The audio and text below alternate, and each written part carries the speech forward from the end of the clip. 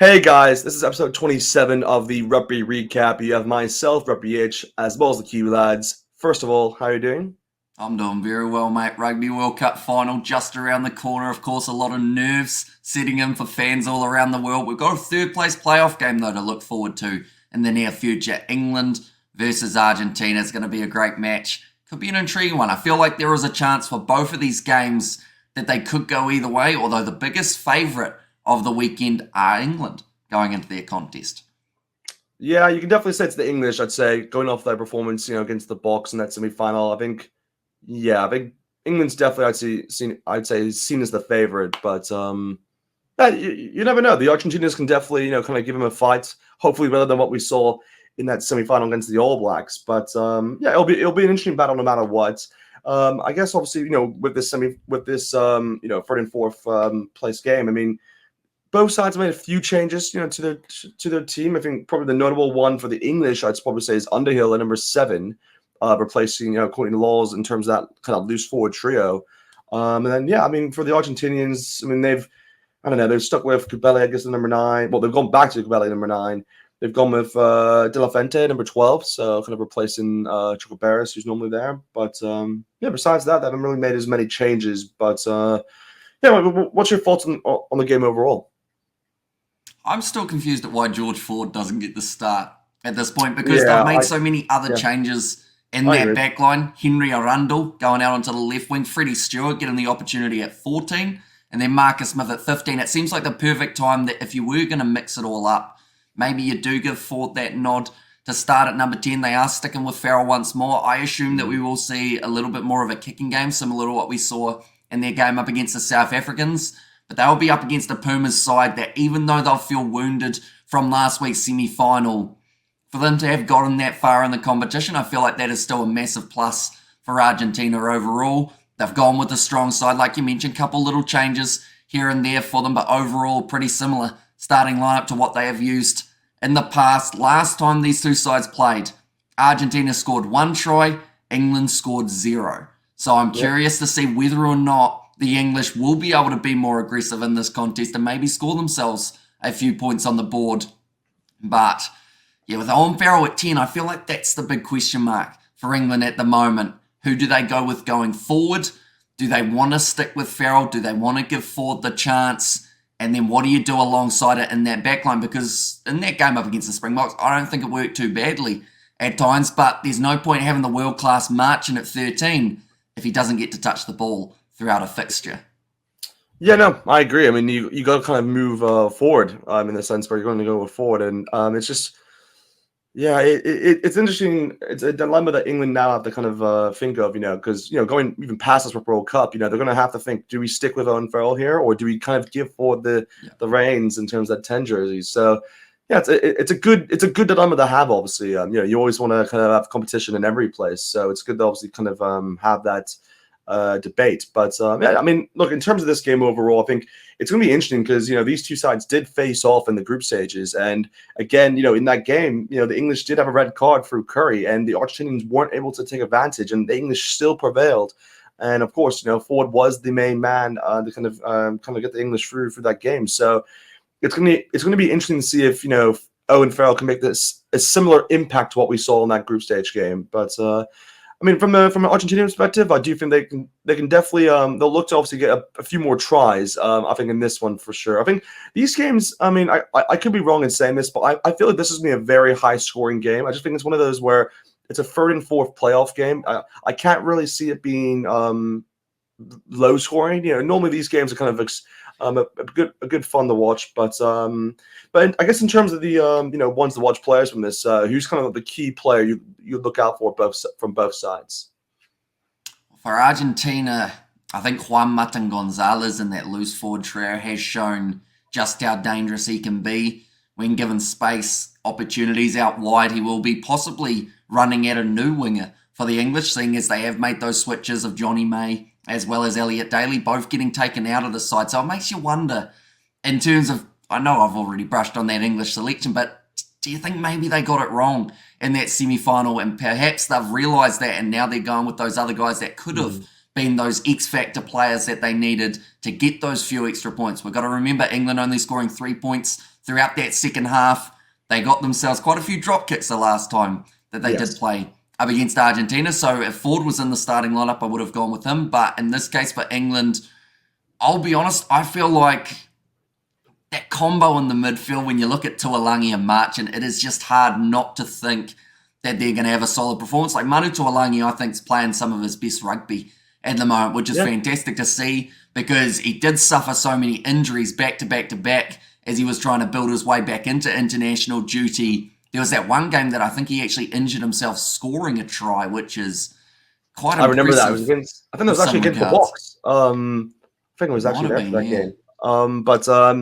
Yeah, no, it's one of those where, the English definitely have a few players who they could have, I mean, at the end of the day, maybe switched in and out looking back at that Bok result. But at the same time, I do think, Johnny May and Elliot Daly actually were pretty good for the English on the day. Like, they won the aerial duel. That's really what they were, what they had to do, and they clearly won it against the Box. So, I think they did do a job in that one. But yeah, obviously for this game, it's going to be a different game itself, Like I said, in terms of the one-spot players, from my point of view, I mean, for the English, I mean, I'm just interested to see what Marcus Smith can do again in the number 15 jersey. Again, there's Freddie Stewart, like we've mentioned, he's playing number 14s. That could be intriguing to see what happens there. But no, I'd say Marcus Smith is the one I'm kind of keeping an eye on for this one. And then for the Argentinians, I mean, there's always Buffalo you always want to keep your eye out for, but to be fair, actually, the one I'm kind of looking forward to see the most play is actually Augustine Karevi, just because this will be his final game for the Pumas, and he'll officially retire after this game. So it's mind-boggling to think, but no, he's just had a hell of a career. Just someone who I've really just been privileged to actually just watch, throughout Super Rugby and also the Pumas now. So I'm hoping that he can kind of make an impact coming off the bench. If he can get a try for himself, I mean, gosh, that's really all I can ask for in this game. Even if the Pumas lose, I want at least Karevi to score. That's really just what it comes down to. But I guess then before we kind of move on away from this third and fourth game, and then in towards the final, what's your prediction for this one?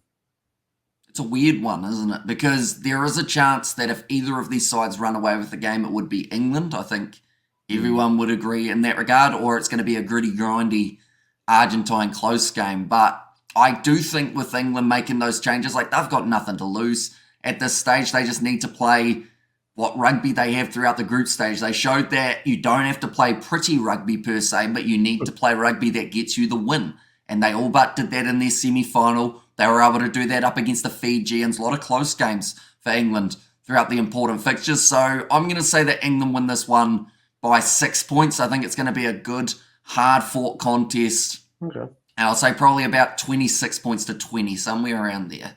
Oh, that's a good scoreline. That's that. Yeah, that's actually kind of similar to what I would say in terms of maybe the where would it be in that sense. I'm trying to think, 26-20. That's a okay. I'm gonna go with 23-19, somewhere around there. 23-19, I'd say. I'd say in favor of the English. I just think I think they're just too strong. I think for the Argentinians for this game in particular. But like I said, I do hope the Argentinians can get a try or two. But yeah, anyway, we'll move away from that game. Then on towards the final of this Rugby World Cup, which is obviously the All Blacks versus the Springboks. Just a monster of a game itself. One of the biggest rivalry I would say within rugby. And these two giants now facing off in this Rugby World Cup final. So. I mean, but just first of all, what's your thoughts on this game, going to the build-up and everything? Just not talking about the lineups or anything, just the build-up. What is your perspective of just this whole game itself? Well, there's a lot of records on the line for this contest. Of course, whoever wins this game will get themselves the 4th Rugby World Cup title for their nation, and that is something that will be, I guess, the most that they can have up until we see maybe it drawn back out in 2027, but you got bragging rights for the next 4 years. New Zealand, they are looking to try and get themselves that 3rd World Cup win for Sam Whitelock. That will actually be a record in its own right of the first player to ever get himself 3 World Cups in the Rugby World Cup competition. South Africa, they have got a lot on the line as well, and I feel like this is one of those contests that, because of what we're seeing throughout 2023, it adds more excitement to the contest. We've got to remember, New Zealand won the game of the Rugby Championship. Then from there, the Rugby World Cup warm-up game. South Africa got themselves a win, sitting 1-1. And about 2 or 3 months ago on the channel, I said, what if the decider between these two sides is a Rugby World Cup final? One of these sides will be going up 2-1 for the season. And yeah, it's the best time for it to happen, really. It's the biggest stage. Yeah. There's going to be a lot of hype. There's going to be a lot of, I guess, criticism in terms of selections, depending on how the game goes. But at the moment, two very different sides in terms of what they've gone with. Yeah, it's one of those like where when just the whole build-up in itself. I mean, this is an All Black Springbok game. It's always going to be great to watch, no matter what. I mean, when you're going into a final, it's one of those where I don't know, like finals are normally like pretty low scoring. I feel like it's one of those where only in the last 2 Rugby World Cups we've seen actually pretty high scoring finals with with New Zealand, Australia back in 15, and then South Africa, England, kind of 2 higher scoring finals.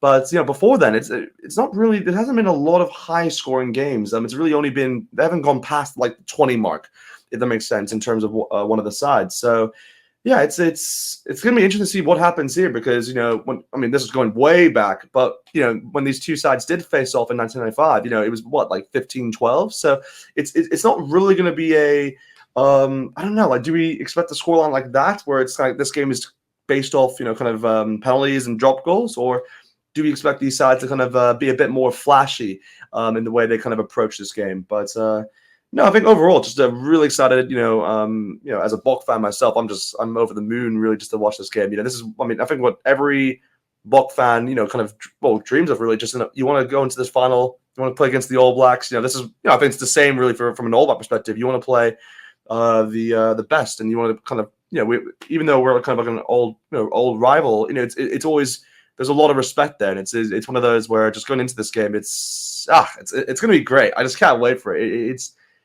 just so nervous in itself, but also just I'm really buzzing for what we're going to see, really. But yeah, just in terms of the lineups, like we said, there's a few changes which both sides have made. In particular, the Boks. Not surprising there that they're the one that's made more changes than the All Blacks. But yeah, just what's your perspective first of all on the All Blacks? Because I think we can talk about them first, and then we'll talk a lot more, I guess, about the Boks. But yeah, what's your perspective of the All Blacks?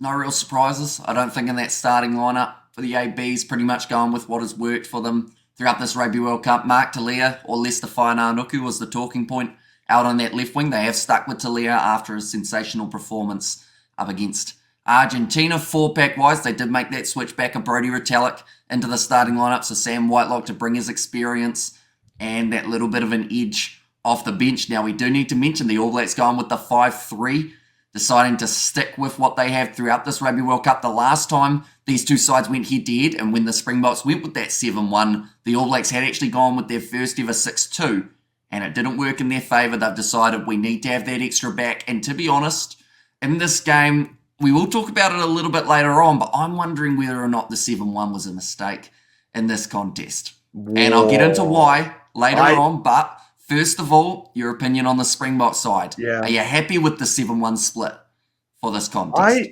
I think it makes it makes a lot of sense, because when we did our predictions, by the way, we both predicted I think a 6-2, was it for the Boks?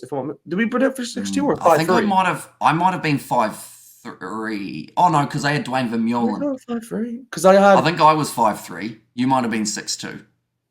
Because I went with Quagga Smith. No, I think we both actually went with 5-3. Because it's just that we just didn't have that was the only change, and then I think we both went with Kobus. I went with, who did I go with? I went with Williamson or Pollard or something like that off the bench. You had Pollard off your bench. I had Labotte, so. But I think we both went with 5-3 splits. But yeah, of course, the Boks have gone with a 7-1, and it's one of those where I can understand why they've done it. But again, you're missing out. The big call really is Manny Livock just not being in the side. That's a very big call in itself. Again, with the 7-1 split, you're going to obviously have John Klein coming in now. You have, Jasper Visa, who I'm excited to see, actually. He deserves it. He really deserves to be in this game. So I'm actually excited to see him kind of make an impact off the bench. But, they've gone with the likes of, Willie LaRue off the bench as well, which I do think is the right decision. Again, I think Williamson's definitely been the better 15 when you're comparing the two. So I'm happy that he's starting the game. I mean, they haven't, but yeah, I mean, like, look, from a both perspective, like, just, yeah, the 7-1 split is a really big call. And I do believe it's one of those where, you know, the reason why they've obviously gone with it is because of what they saw in that All Black game back in the warm up. And you have to remember the only I guess I'm not saying the negative thing about it, but the one that you have to like understand that it's not the same players. We didn't actually have the same players going into that game. And the All Blacks actually had their strongest team. So I can understand why the Boks are actually going with this.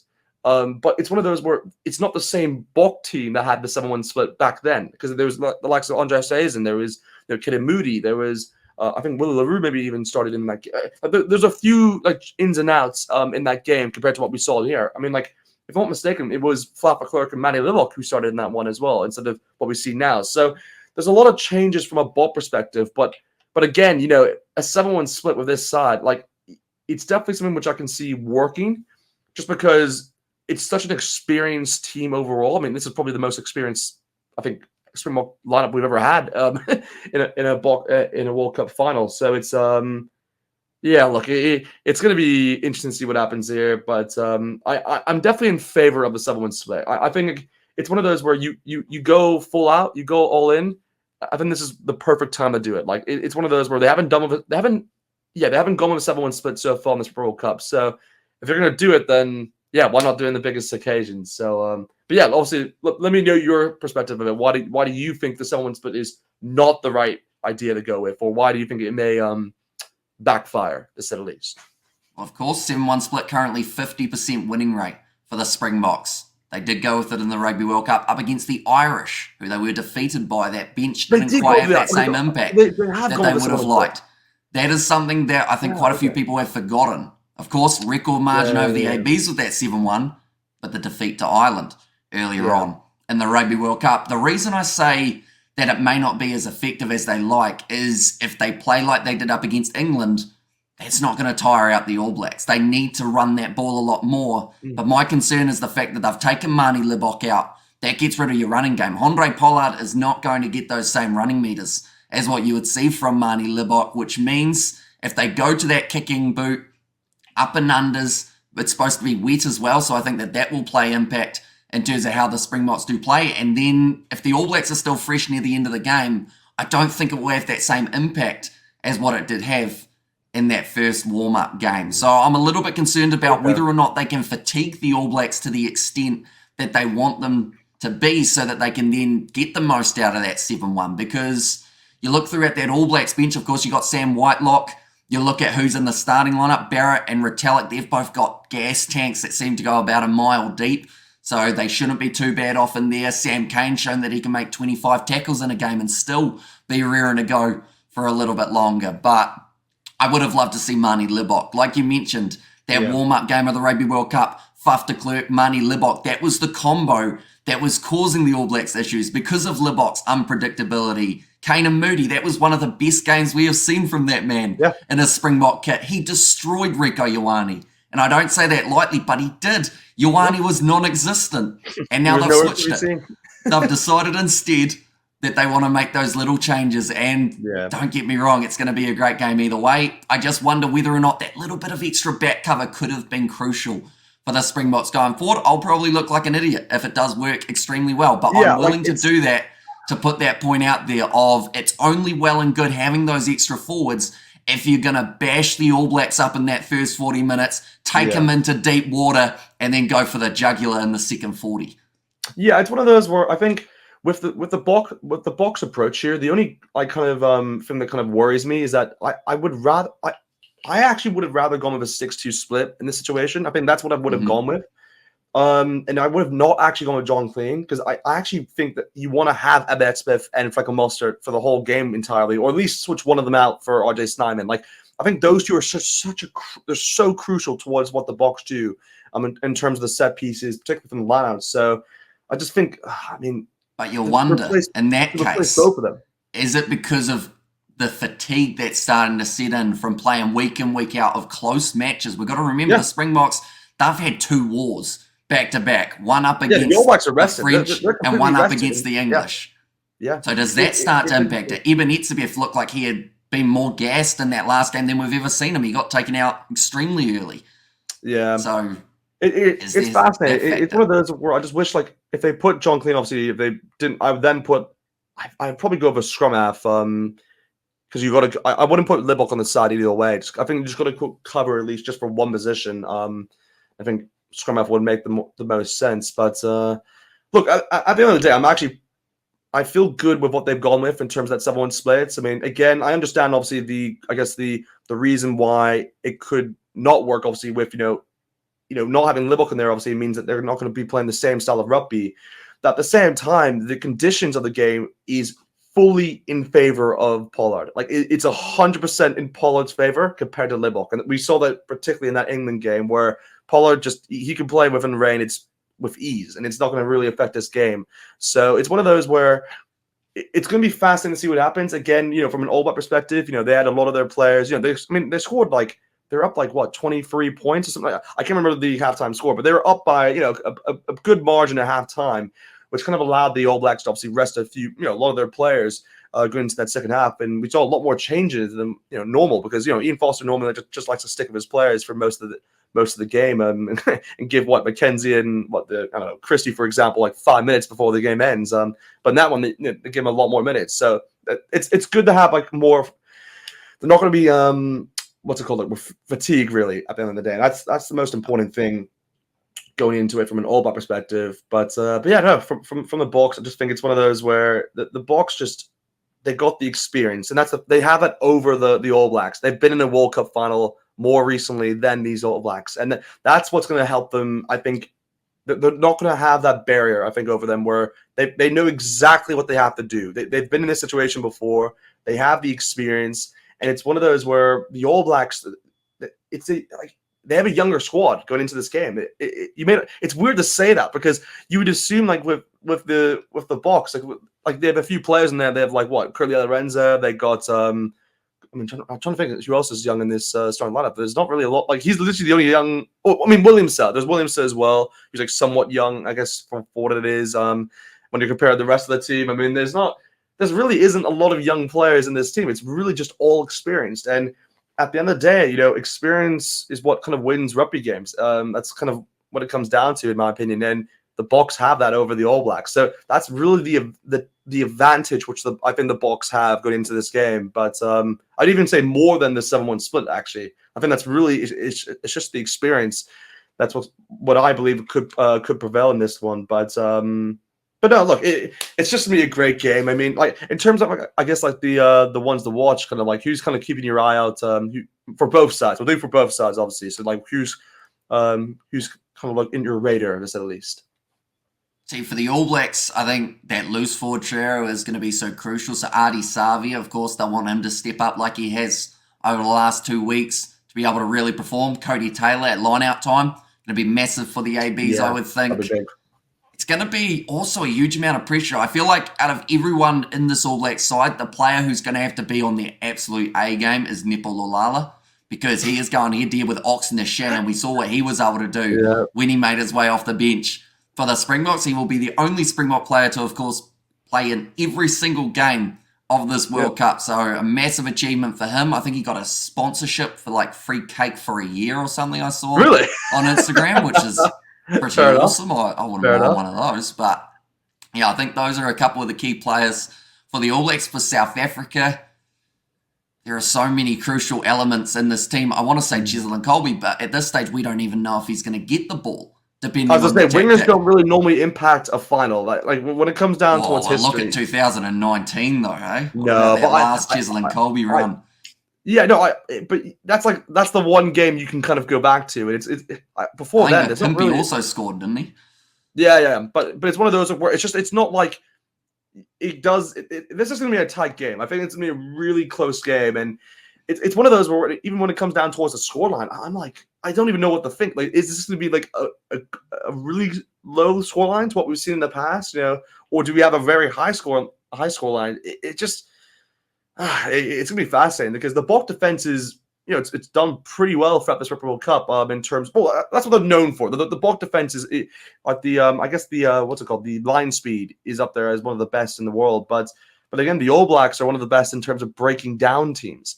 So it's going to be really kind of a key battle in that area of the field. And again, I think these two sides haven't made really a lot of, I guess, I can't really think of major mistakes these guys have made really in the past few games. It's really just been more, I guess, like, I don't know, drop balls, I guess, a few times, but that's where the conditions come in, and it's not really like a huge glaring mistake, like when it comes towards cards, for example. Like, I mean, Barrett and Edsmith both had a card both in the semifinals, so they'll obviously try to work on the discipline overall. But we've got to remember in that warm-up game for the Rugby World Cup, I believe the All Blacks had 2 cards. Didn't they? Scott Barrett got a red card in that game. Yes. Yeah. And then also, who was the other one who ended up with the card? Was it Ethan de Groot? No, he was a little bit later. I think there was only one. I think even if you want to go way back as well towards the earlier one in the Rugby Championship, the Boks had 2. No, I think they had 3 yellow cards in that game. It was like, so it was one of those where even like in that game alone, like both games we've seen where the All Blacks and Springboks have faced each other, cards have played a part, you could say. Yeah. I guess maybe in terms of the results of the game, but. Yeah, I mean, at the end of the day, I'm hoping that we don't see that in this one. You never want a card to affect the game. I don't think we had a card, if I'm not mistaken, in that last final against. I don't think we did actually have one in that England-South Africa game, to want to recall. But yeah, look, we just don't want that. At the end of the day, I think we're having Wayne Barnes, if I'm not mistaken, is the referee, and he's been very good throughout this World Cup. He's very experienced, and I think he'll be able to kind of give a bit of I guess leeway in terms of the amount of kind of possession, and just kind of give it a bit of an advantage when teams are kind of going through it. But yeah, look, I'm just excited. I mean, in terms of, I guess, the ones watch players from my perspective, I think for the All Blacks, I mean, there's so many players you can pick out here. I mean, Aaron Smith, this will be his final game for the All Blacks, which is kind of remarkable, just in terms of the career he's had. I mean, there's Mwanga, who's going to go off to Japan after this. You're going to have Beauden Barrett off to Japan as well. Actually, no, well, yeah, by the way, we're just clarifying, Aaron Smith isn't retiring, but, he's going to Japan, just to be clear. But, yeah, I mean, gosh, there's so many players you can pick out here. You know what? I think just because I've been very impressed by him in this World Cup, I'm actually going to say Geordie Barrett is my ones-to-watch player, I think, for the All Blacks. I just think because they've really used him as a pivot in terms of that second kind of playmaker in the sense. Because normally you would have Beauden Barrett, who's normally seen as that guy, but they've been using more Geordie Barrett, I'd say, throughout this tournament as the second pivot than Barrett. Yeah, so I'd definitely say Geordie is the ones-to-watch player, I'd say, for the All Blacks. And then you're definitely right in terms of that battle off the bench with Tamati Williams and, kind of Nipalala when they come on, facing the likes of, Vincent Gok and Oxen Chase. That'll be a good battle either way. I mean, it would have been interesting actually to see, I mean, obviously I haven't gone with it, but it would have been interesting to see if they went with Offatikon Fassi and then put Tamati Williams, because obviously they can play as the third. So it would have been fascinating to see Tamati Williams go against the likes of Oxen Che. Like, that would have been a really fascinating battle. But yeah, no, from the Springbok perspective, however, I mean, gosh, there's a ton of players you can say. I mean, off the bench, you got, I mean, Oxen Che, you already talked about, Quagga Smith, who's always been pretty reliable for the Boks there. Oh, jeez, there's a ton, but I think you just got to say Andre Pollard. I just think it's simple as that. Like, they've made the big call. They've gone with Andre Pollard at the 10 position. He's the guy who can impact this game. I think he will determine if the Boks do well. I mean, it's kind of like, I always say this for a lot of pressure, isn't it? No, but I say this for the Argentinians, like, where, if Boffelli doesn't turn up in the game, they're not going to win it. It's just as simple as that. Like, if he's not having a good game, if he's not kicking, kind of 100%, or at least near 100%, then the Pumas can't win it. That's something I can really consider that in the same way for the Boks. Maybe not as much as what. Maybe they don't rely on, I guess, Pollard as much as what Boffelli does for, and what Argentina does for Boffelli. But still, I think Pollard, just to choose him over Matty Lidlock in this final, it's a major call. But I honestly think it's the right call, just because of he has experience under his belt. He's the better. Well, he's just ice cold when it comes to kicking, and you need that in a World Cup finals. So yeah, no, it's going to be a great game overall to watch. Yeah, I guess in terms of is there anything else we need to talk about before the prediction? Like, is there anything else you want to talk about before we get into that? I mean, we were mentioning the key players for the All Blacks, and most of the names we were mentioning were backs. So Yeah, it makes me wonder later on in the game if the Springboks backline isn't functioning. Is that going to be, yes, they're going to have that massive forward pack and massive impact there, but if the backs aren't able to mark up with this All Blacks X Factor backline, is that where the gaps are going to open up? Is that where the All Blacks are going to score their tries? And then if that's the case, will the Springboks be able to counter that? There's a lot of little elements in this Rugby World Cup final, and I think that is what makes it so entertaining. We have no idea what Box style is going to take to the field yet, because we saw their game up against France. They scored 3 tries in the first about 20 minutes. yeah. And then that was just this last game, they had 190 running meters, which was the lowest number we have seen from the Springboks in a very long time. So you have to wonder which way are they going to swing. Can they do a mixture of both? And will that be the most effective tool up against the ABs? But if they get into that kicking game and they get into that flow of that, will they be able to break that chain to be able to then turn on the attacking power later on in the game? It's exciting, isn't it? I think that's one thing for sure. It really is. I just, it's one of those, like, when you look back at this one as well, like, I think the All Black bench actually doesn't actually, this obviously can come back to haunt me, as normally, as it probably will, but it doesn't actually, I don't know, I don't think they'll have as much of an impact in this game, because Ian Foster, he hasn't put these guys in, like, early in, like, it's not like the Boxer where they go straight into it. They put these guys in, they make sure they use the bench effectively. Ian Foster, however, doesn't even he doesn't even look to, like, McKenzie, like, he's McKenzie, like Damien McKenzie, and he doesn't even put him on, like, he probably only, I'll be honest, guys, I think he'll only play like 10 minutes in this game. I actually think like McKenzie's not going to play. I could even see a world where he doesn't actually play in this game. It's not, but that's just how Ian Foster is. He doesn't, I don't know, he doesn't like to use his backs as often. Again, like the forwards, you got to, because that's just that's normal. And when you're going against the Box, you definitely need some fresh legs to kind of counteract kind of the substitutions which they'll make. But yeah, I just don't know. I mean, it's like, do you think like Finlay Christie, for example, will get minutes in this one? Like, I honestly don't think, like, you have Aaron Smith, like, who it's his final game for the All Blacks. I actually don't see him going out. Like, maybe like he'll play like the final 5 minutes of the game, maybe like Finlay Christie. Maybe that's the way it could work. Again, this all depends on how the game is going at the end of the day. This is what's going to obviously determine how the substitutions pay off. But I mean, McKenzie off the bench, I mean, he would be the player I look at as making the impact for the All Blacks. If, for example, like the Box were like winning by like 1 point, if you want someone to come off the bench and just win you that game, it's McKenzie. I really do think it's him. And I mean, you have Anton Brown as well, but I mean, do you take off Reiko or Jordy Barrett? I mean, it's interesting. Like, you know, I don't know what happens there. I don't know. You maybe shift. I don't know. You could also shift maybe Marteleo. You know, he goes off and then put Reiko at the 11, Anton Brown there. There's a lot the All Blacks can do. So it's really fascinating to see what they're going to come up with in this game. But yeah, man, I'm so excited for this. It's a World Cup final. This is what we always wanted. You know, since 2019, just to see. I mean, I'm so happy. I'm going to see an All Blacks Springbok final. I mean, at the end of the day, this is just going to be incredible, because we haven't seen this in over 20 years or something like that. Like, not over, but like just under 20 years since the last time we saw this. So yeah, it's going to be great. It's going to be great. But yeah, this is it. This is the moment. What is your prediction for the game? I'll let you go first, Tim. Oh, you want to? You're gonna let us know. You're so nervous, aren't you? You're so nervous. Yeah. Look, I'm gonna keep it simple. I'm going for the Box for this win. I think you just gotta back your team in this situation. I assume you'll do the same, but I gotta go for the Box in this case. I think it's one of those where, like I said beforehand, it's still a bit undecided if it's going to be a very close, I mean, I know it'll be close. I'm just saying if it'll be a low-scoring game or a high-scoring game. Because, like you said, no, from the Bok performances, you know, we've seen both kind of two different games there. And for the All Blacks, you know, they normally score a lot of tries. That's what we've seen throughout the World Cup. So, like, will the All Blacks will the Springboks be able to stop them?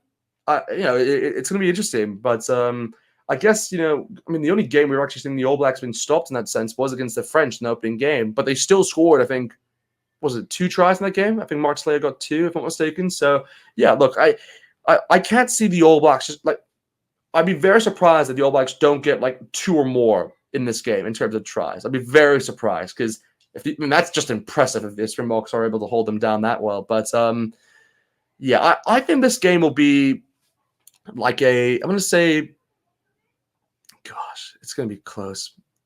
It's going to be really close. I'm going to say like 19 points to 16.